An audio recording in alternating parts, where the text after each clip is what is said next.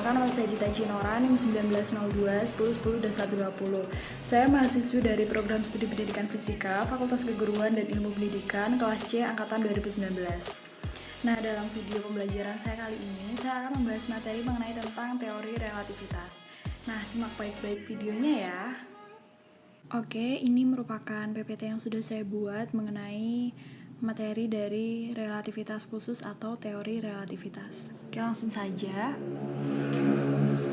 Yang pertama kita akan membahas mengenai apa itu teori relativitas. Jadi teori relativitas itu merupakan teori geometri tentang gravitasi yang diperkenalkan oleh Albert Einstein pada tahun 1916. Nah, teori ini menjelaskan tentang gravitasi termutakhir dalam fisika modern. Albert Einstein menyatukan teori Einstein sebelumnya, yaitu relativitas khusus, dengan hukum gravitasi Newton.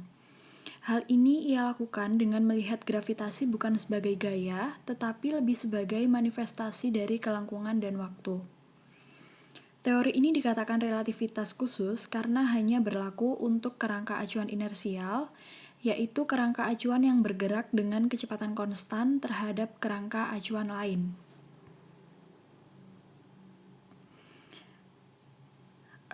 Kemudian ini ada teori relativitas khusus itu didasarkan pada dua postulat Einstein, yaitu sebagai berikut.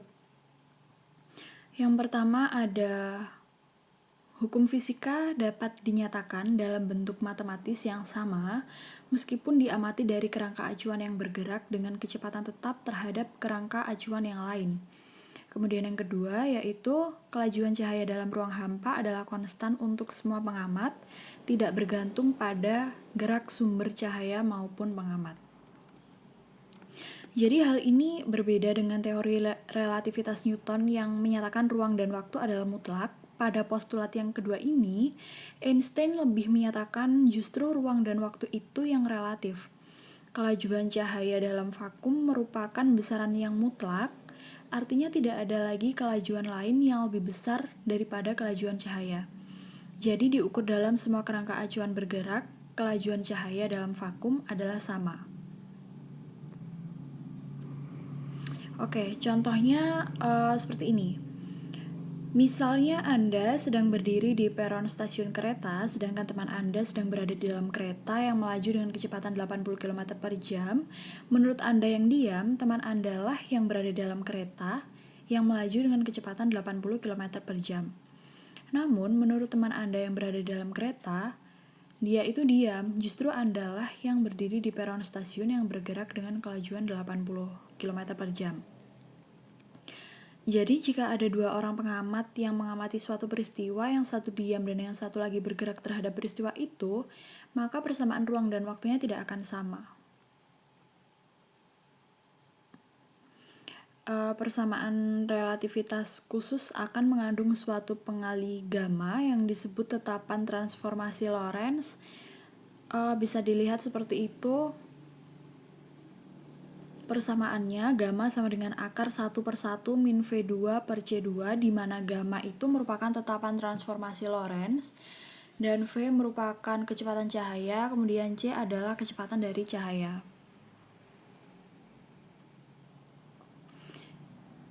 Jadi dengan menggunakan konsep relativitas khusus ini, kita juga dapat menghitung kecepatan relativistik. Misalnya pada peristiwa Anda yang diam di peron stasiun dengan teman Anda yang sedang berada dalam kereta api. Teman Anda yang sedang berada dalam kereta api melemparkan sebuah batu yang searah ke arah kereta api, maka kecepatan batu itu menurut Anda yang diam di peron stasiun akan mengikuti persamaan sebagai berikut. VCA sama dengan VCB plus VBA per 1 plus VCB plus VBA per C2, di mana C merupakan peristiwa Anda yang diam di peron stasiun. Kemudian B merupakan teman Anda yang berada dalam kereta api. Kemudian A merupakan teman Anda yang berada dalam kereta api yang sedang melempar sesuatu, melempar batu. Seperti itu. Kemudian ini merupakan dampak lain dari teori relativitas khusus adalah sebagai berikut. Yang pertama adalah dilatasi waktu. Jadi, dilatasi atau pemekaran waktu adalah dampak dari anggapan bahwa waktu tidak mutlak tetapi relatif. Selang waktu yang diukur dengan dua orang pengamat yang saling bergerak dengan kecepatan relatif akan berbeda. Dilatasi waktu juga dapat dihitung menggunakan rumus seperti itu, yaitu delta T sama dengan delta T0 per akar 1 per V2 per C2 sama dengan gamma delta T0. Di mana delta T0 merupakan waktu sejati, yaitu waktu yang diukur oleh pengamat yang diam terhadap kejadian. Kemudian delta T adalah waktu relativistik, yaitu waktu yang diukur oleh pengamat yang bergerak terhadap suatu kejadian. Kemudian yang kedua yaitu kontraksi panjang. Pada dilatasi waktu, selang waktu yang diukur itu berbeda, sedangkan selang waktu adalah jarak dibagi kelajuan. Maka dampak yang akan ada memendekkan jarak atau panjang dari benda yang diamati oleh dua pengamat yang bergerak relatif. Pemendekan panjang itu disebut dengan kontraksi panjang dan mengikuti persamaan berikut. L sama dengan 1 per gamma L0 sama dengan akar 1 per V2 per C2 L0, di mana L0 merupakan panjang sejati, yaitu panjang dua titik yang diukur oleh pengamat yang diam terhadap kedua titik. Kemudian L adalah panjang relativistik, yaitu panjang dua titik yang diukur oleh pengamat yang bergerak terhadap kedua titik.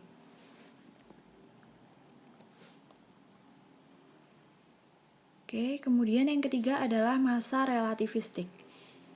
Jadi, berdasarkan pada teori relativitas khusus, massa benda yang bergerak akan lebih besar daripada massa yang diam dengan persamaan sebagai berikut. M sama dengan M0 per akar 1 min V2 per C2 sama dengan gamma M0, di mana M0 merupakan massa diam, yaitu massa jika benda dalam keadaan diam, dan M sendiri merupakan massa relativistik, yaitu massa jika benda tersebut bergerak. Kemudian yang keempat yaitu momentum relativistik. Jadi, setiap benda yang memiliki massa dan kecepatan pasti memiliki momentum. Jika kita menggunakan persamaan massa relativistik pada persamaan momentum, maka dihasilkan persamaan momentum yang baru, yaitu momentum relativistik, di mana persamaan momentum dari momentum relativistik ini dapat dihitung menggunakan rumus tersebut, di mana P sama dengan momentum relativistik.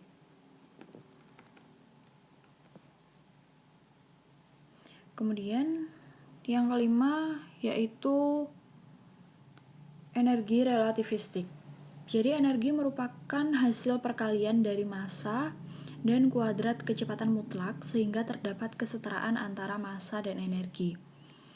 Nah, menurut teori relativistik khusus Einstein, energi merupakan hasil perkalian dari massa dan kuadrat kecepatan mutlak. Jadi persamaannya didapat sebagai berikut: E0 sama dengan M0C2, E sama dengan gamma E0 sama dengan gamma M0C2 sama dengan MC kuadrat, di mana E0 merupakan energi diam dan E merupakan energi total.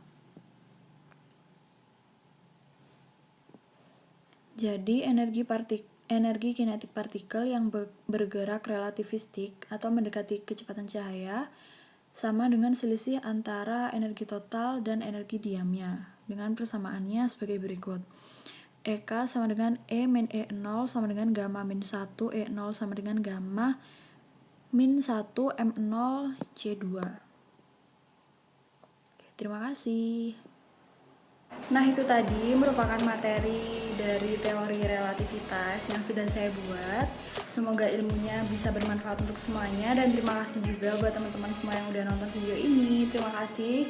Apabila ada salah kata, saya mohon maaf. Wassalamualaikum warahmatullahi wabarakatuh.